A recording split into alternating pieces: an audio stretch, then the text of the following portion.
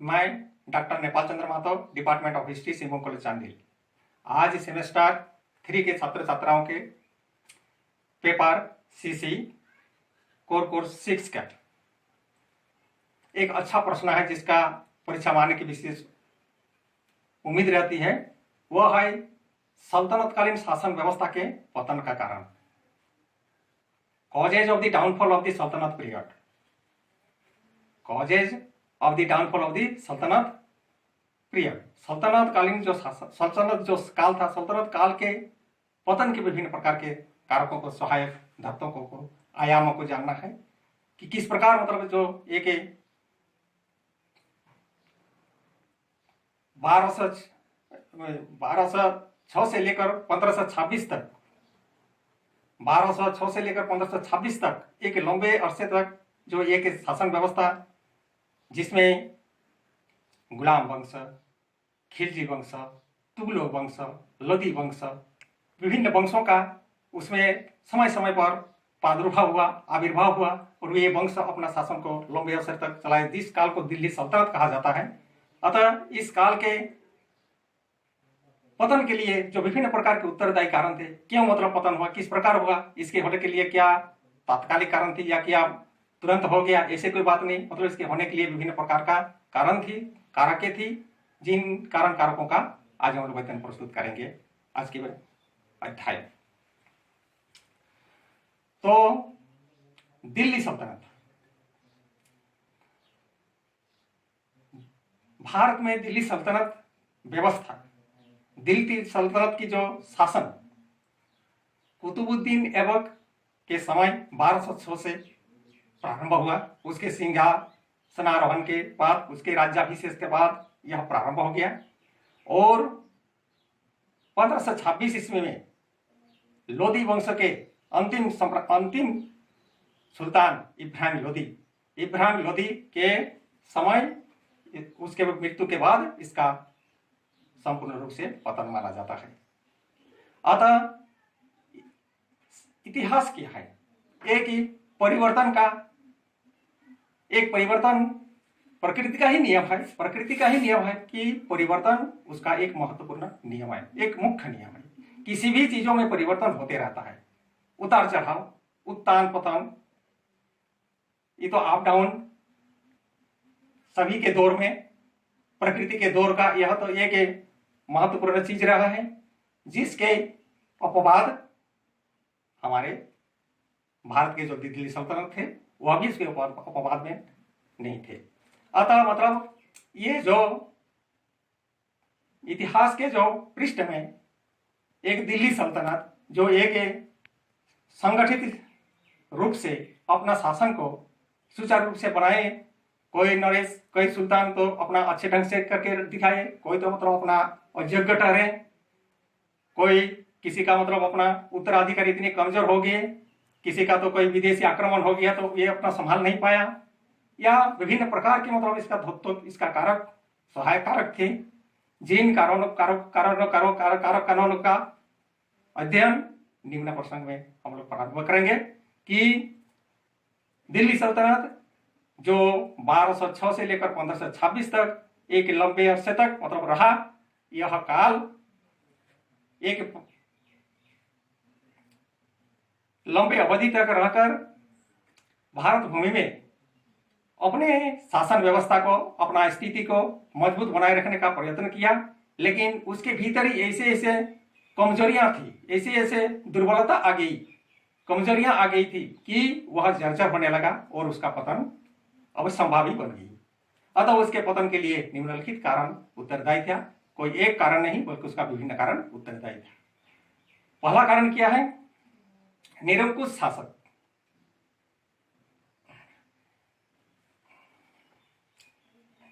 निरंकुश शासक, autocrat king, autocrat ruler, निरंकुश शासक। निरंकुश शासक में किस प्रकार का निरंकुश शासक देखा गया है, जितने भी सल्तनत काल में मुसलमान शासक रहे हैं, ये शासक अपना भुजा के बल पर अपना शक्ति को संगठित करके भुजा के बल पर शासन करने का ये लोग सदैव अपना मनोवृत्ति बना के रखे थे। दूसरे जो धर्म समाज थी उन लोगों के प्रति उन लोगों का कदापि सहानुभूति ये लोग नहीं करते, बल्कि वे लोग मुसलमान थे, इसीलिए अपना धर्म को ये लोग प्रचार प्रसार में, अपना धर्म के चतुर्थ के विकास में वे लोग सदैव अपने अन्याय अत्याचार करने का ये लोग नीति अपनाए। वे लोग कुतुबुद्दीन ऐबक के बाद इल्तुतमिश, इल्तुतमिश, बलबन, अलाउद्दीन खिलजी, ये सब जो मतलब नरेश हुए, सुल्तान हुए, वे लोग कुछ हद तक नरमी बरते, लेकिन फिर भी हिंदुओं के साथ वे लोग वैसा ही व्यवहार रखे। हिंदू संस्कृति के साथ उन लोगों का विचार अत्याचार पूर्ण रहा, अन्याय पूर्ण रहा।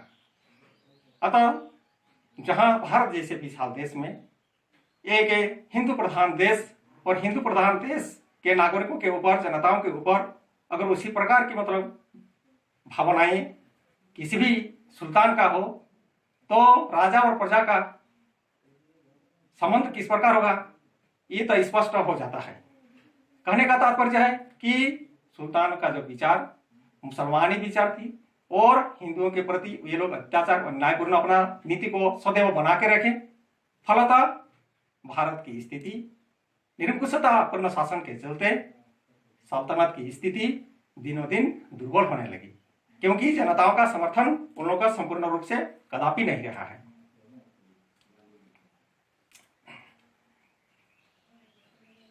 अलाउद्दीन खिलजी जिनने कुछ हद तक जो किए थे सहानुभूति की, धर्म को राजनीति से अलग किए थे, लेकिन अलग करने के बावजूद भी मतलब ये हिंदुओं के प्रति ये कदापि मतलब अच्छा व्यवहार नहीं रखे, कठोर नीति को ही अपना कर रखे।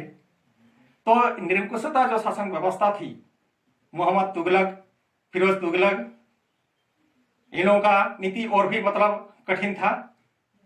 इन लोगों का जो विचार हिंदुओं के प्रति या समाज के प्रति, जनताओं के प्रति अत्यंत कठोर विचार था। ये लोग अपना एक छत्र शासन व्यवस्था को स्थापित करके रखने के विचार रखे थे।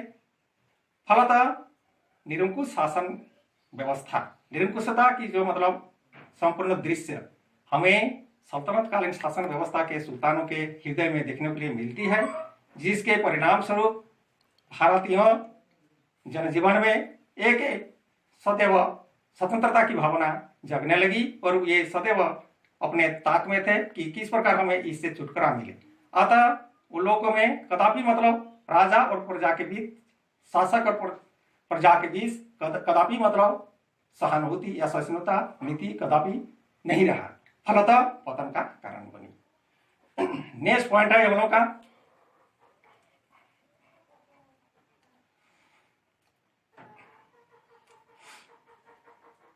हिंदुओं की शासन, हिंदुओं के प्रति शोषण, exploitation of Hindus, exploitation of Hindus, Hindu के प्रति शोषण की नीति को सदैव ये लोग बना के रखे।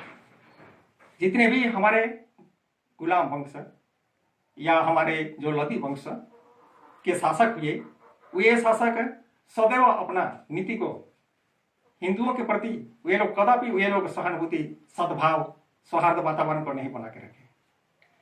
उन लोग अपने नीतियों में अलाउद्दीन खिलजी जैसे कि जजिया कर को लगाना, मोहम्मद तुगलक वे भी अपना मतलब कर को लगा दिए, विभिन्न प्रकार का हिंदुओं के ऊपर कर लगाए। तो ये जो कर उन लोगों के ऊपर लगाया गया, जिसके चलते ये दयनीय स्थिति में अपना जीवन बसर कर रहे हैं। वैसे स्थिति में उन लोगों के ऊपर विभिन्न प्रकार का कर, धार्मिक कर, ऐसे विभिन्न प्रकार का शोषणात्मक कर उन लोगों के ऊपर लगाया जा लगे। और वे लोग कदापि यह नहीं चाहते कि हिंदू मतलब अपना एक शक्तिशाली संगठन बने, समुदाय बने। उन लोगों को कभी मतलब वे लोग उत्थान के मार्ग में जाने के लिए कभी वे लोग नहीं चाहे। वे लोग जैसे तैसे हो, जिस प्रकार से हो, उन लोगों को दबा के रखने का ही वे लोग सदैव अपना नीति को अपनाए हैं। क्योंकि ऐसे मतलब कठोर नीति की जो मतलब सिर उठाते थे उसी के ऊपर वे लोग अमानवीय व्यवहार करना है तो उन लोगों का चरित्र ही था। किसी प्रकार का कोई थोड़ा सा भी दोष त्रुटि मिल जाता तो उनका मतलब निःशब्द हत्या करना, उन लोगों को विभिन्न प्रकार की यातनाएं देना, ये सब तो उन लोगों का तमाम बात था। अतः हिंदुओं के प्रति जो मुसलमान सुल्तानों का विचार, वह विचार अत्यंत शोषणात्मक विचार था, हीन दृष्टि से देखते थे और हिंदुओं को सदैव ये लोग हीना अवस्था में देखना चाहते भी थे, जिससे कि वे लोग कोई आवाज न उठा पाए और उन लोगों का एक छत्र शासन, एक केंद्रीय शासन के रूप में एक छत्र शासन, एकाधिकार की भावना या एकाधिकार जो मतलब उन लोगों का विचार, वह विचार सदैव उन लोगों का बना रहे। ऐसे ही उन लोग हिंदुओं के प्रति अपना शोषणात्मक नीति को, दमनात्मक नीति को सदैव ये लोग अपना कर रखे, जिसके चलते हमारे जो हिंदुओं में विचार ऐसी जागी कि हमें किस प्रकार इससे छुटकारा मिले। वे लोग भी अपना स्वतंत्र के ताक में थे। अतः सल्तनत व्यवस्था में हिंदुओं के प्रति जो शासनात्मक नीति अपनाएगी, इससे भी हिंदू नागरिकों में या समाज में या भारत में एक सल्तनत व्यवस्था को धक्का लगी, सल्तनत व्यवस्था को कमजोर होने का, दुर्बल होने का यह भी एक द्योतक या कारक माना जाता है। नेक्स्ट पॉइंट है दास प्रथा, स्लेवरी सिस्टम। दास प्रथा क्या था? गुलाम वंश के मतलब जो मतलब थे दास प्रथा। ये दास अपने को इतना शक्तिशाली समझते थे कि संपूर्ण शासन व्यवस्था मेरे ही ऊपर है।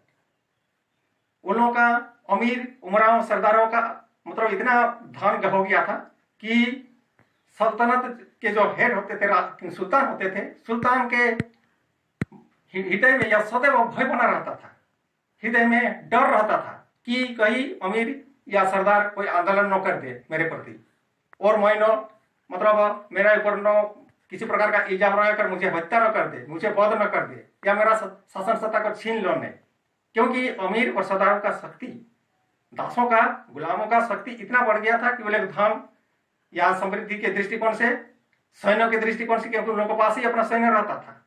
सैन्य के बारे में आगे पढ़ेंगे। सैन्य रहता था क्योंकि राजा के पास कोई सैन्य शक्ति होती नहीं थी। सुल्तान के पास सब शक्ति सरदारों का, सब अमीरों के सामंतों का अर्थात अमीरों का, ये लोगों के ऊपर ही सैनिक बल संपूर्ण रूप से केंद्रीभूत थी। अतः स्वामी भक्ति की भावना राजा के प्रति तो सैनिकों का था ही नहीं। अतः ये जो दास प्रथा सल्तनत काल की एक महत्वपूर्ण विशेषता रही है, क्योंकि वो जो दास ऐसे हुए, कुछ गुलाम दास जैसे कि अमीर खुसरो, अमीर खुसरो, ये खुसरो, ये लोग अपना सदैव इतने मतलब शक्तिशाली थे कि सुल्तानों के साथ सदैव ये लोग सुल्तानों को अयोग्य ठहराते थे। सुल्तानों के साथ अपना स्वामी भक्ति कदापि ये लोग अपना नहीं रखे। ये लोग किस प्रकार सुल्तानों को नीचा करेंगे, किस प्रकार सुल्तानों को विभिन्न प्रकार का अड़चन डालेंगे, ऐसे ही मतलब उन लोगों का सदैव विचार रहता था। अतः शासन व्यवस्था जो मतलब सल्तनत की जो सुल्तान की जो सल्तनत, वह सल्तनत में मतलब ये खामियां होने लगी, ये जर्जरता की स्थिति आने लगी, दुर्बलता होने लगी। अतः यह भी पतन का एक, दास प्रथा पतन का एक कारण माना जाता है। फिर देखेंगे उत्तराधिकार का अभाव, lake of succession of ruler.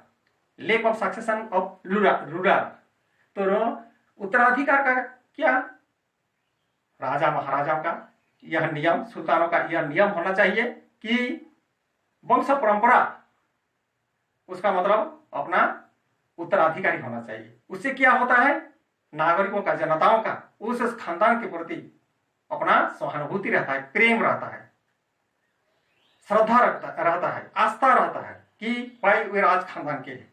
लेकिन इन लोगों में तो ऐसी थी नहीं। जितने भी हमको देखने के लिए मिला है, अलाउद्दीन, इल्तुतमिश, अलाउद्दीन खिलजी, बलबन, तुगलक, मोहम्मद बिन फिरोजशाह तुगलक, जिनको भी हम देख रहे हैं, सबको, जितने सुल्तान है सबको मतलब सहना पड़ा है अमीर सरदारों का विभिन्न प्रकार का जाता नहीं। क्योंकि पुत्र, बड़ा पुत्र रहने के होते हुए भी मतलब उसका पुत्र को स्थान नहीं मिलेगा। अर्थात जिसके भीतर शक्ति होगा, जिसके भुजा में बल है, तलवार का शक्ति है, वही मतलब बनेगा सुल्तान। अतः अमीर सरदार के जो मतलब शक्ति, उन लोगों का शक्ति मजबूत होने लगा। उसी प्रकार सब कोई वैसा ही बने थे, इल्तुतमिश भी वैसा ही बने थे। अपना अलाउद्दीन, इल्तुतमिश, गयासुद्दीन, ये भी मोहम्मद तुगलक, ये सब भी तो वैसा ही बने थे, क्योंकि वो लोग तो सूबेदार थे। लेकिन जब अपना शक्ति को बढ़ा लिए तो ये लोग सुल्तान बन गए। तो वैसा ही उन लोगों का नीति था। तो इससे भी क्या हो गया, मतलब उत्तराधिकारी के नियम का अभाव होने के नाते मतलब सल्तनत शासन व्यवस्था में कमियां होने लगी, खामियां होने लगी। क्योंकि उत्तराधिकार अगर जड़ से मजबूत रहता है, उत्तराधिकार नियम की मतलब ये राज खानदान के है, तो उसके प्रति नागरिकों का, जनताओं का सहानुभूति रहता है, प्रेम रहता है। राजा प्रजा का संबंध एक पारंपरिक तरीके से चलता है, जिससे कि उसके ऊपर कोई अंगुली नहीं उठा सकते हैं। लेकिन ऐसी व्यवस्था नहीं होने के नाते क्या हो गया कि मतलब सल्तनतकालीन शासन व्यवस्था में दुर्बलता आने लगी, अतः पतन के मार्ग में अग्रसर होने लगी। नेक्स्ट पॉइंट है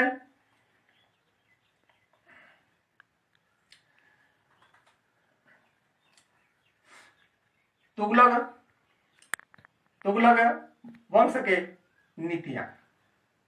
तुगलक वंश के जो सिद्धांत है, नीति है तुगलक शासक के नीतियां क्या थी? उन लोगों के काल में अपना ऐसे नीति बनाए, जैसे कि मोहम्मद बिन तुगलक, ये राजधानी परिवर्तन, दौलताबाद को अपना राजधानी बनाए।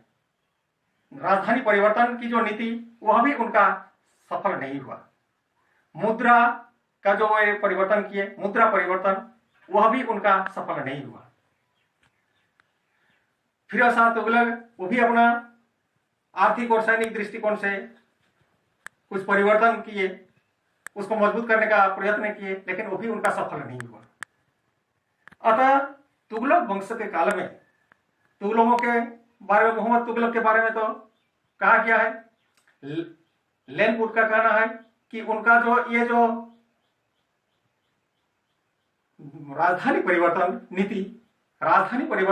नीति, तुगलक की राजधानी परिवर्तन, उसके शक्ति के प्रतिक्रिया का स्मारक माना जाता है।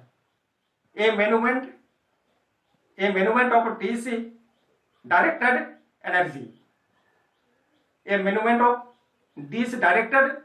एनर्जी पढ़े हैं लेनपुट।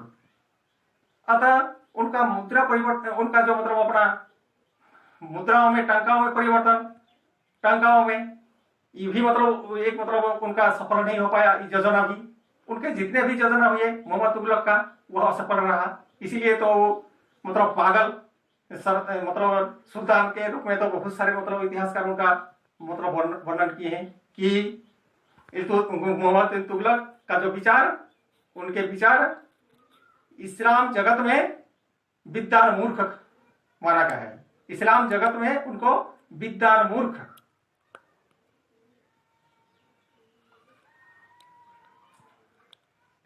a fool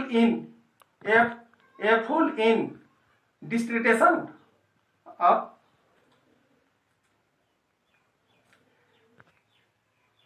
इस्लाम के भीतर मतलब उनको इतने मतलब नीच दृष्टिकोण से मतलब व्याख्या किया गया है उनका। अर्थात जितने भी मतलब ये तुगलक वंशीय नरेश हुए, ये लोग अपना नीतियों में ऐसे नीति को ये लोग अपना कर रखे, जिस नीतियों के परिणाम स्वरूप, जिस नीतियों के चलते सल्तनतकालीन व्यवस्था छिन्न भिन्न अवस्था में, अपना जर्जर अवस्था में आकर पहुंच गई। उसके बाद है नेक्स्ट पॉइंट है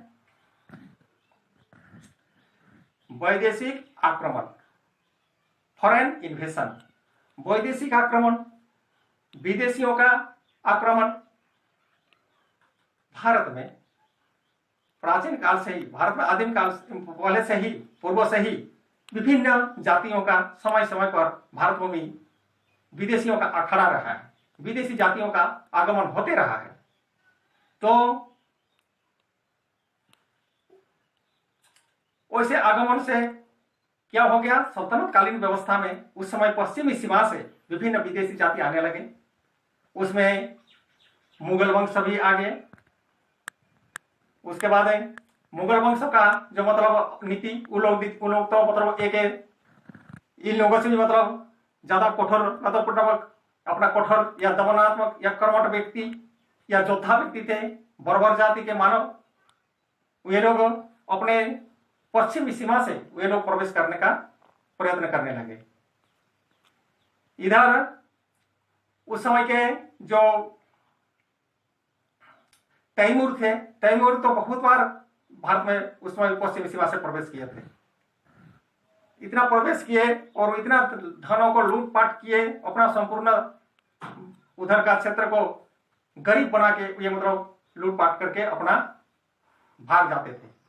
तो तैमूरों का आक्रमण, विदेशियों का आक्रमण में की स्थिति को जर्जर बना दिया, भारत की स्थिति को, और सल्तनत स्थिति उसको संभाल भी नहीं पाए। उधर संभालने के लिए उधर जाते थे, पश्चिमी सीमा में संभालने के लिए उन लोगों को प्रवेश का जो मतलब दार है, दार में जाते थे तो इधर मतलब उन लोगों का शासन व्यवस्था गड़बड़ा जाता था, इधर उन लोगों का मतलब प्रशासन गड़बड़ा जाता था, वे लोग कुछ कर ही नहीं पाते थे। तो उधर देखेंगे कि इधर देखेंगे। अर्थात कहने का तात्पर्य है कि उन लोगों का जो मतलब अपना विदेशियों के प्राबल्य, विदेशियों का जो प्रवेश, उस प्रवेश को ये लोग रोक भी नहीं पाए और अपना शासन व्यवस्था भी दिनहीन दशा में परिवर्तित होने लगी। अतः यह विदेशियों का जो प्राबल्य आ गया भारत भूमि में उस सल्तनत कालीन व्यवस्था के समय, सल्तनत काल में, तो उससे ये लोग बड़े प्रभावित हुए। बड़े वे लोग धन जन की क्षति उठानी पड़ी और सल्तनत सत्ता दुर्बल हो गई, अतः पतन के दशा में जाने लगी। फिर है एक कि साम्राज्य की विशालता, लार्ज एम्पायर। वास्तव में अलाउद्दीन खिलजी ने इतने मतलब विजित क्षेत्र बना लिए थे कि पूरा भारतवर्ष को ये मतलब अपना जीत लिए थे, संपूर्ण भारत को ही मतलब जीता हुआ उन लोगों का राज्य माना जाता है। अतः इसे विशाल जो राज्य है, विशाल राज्यों का साम्राज्य को एक सुचारू रूप से एक स्थान बैठकर एक छत्र शासन चलाना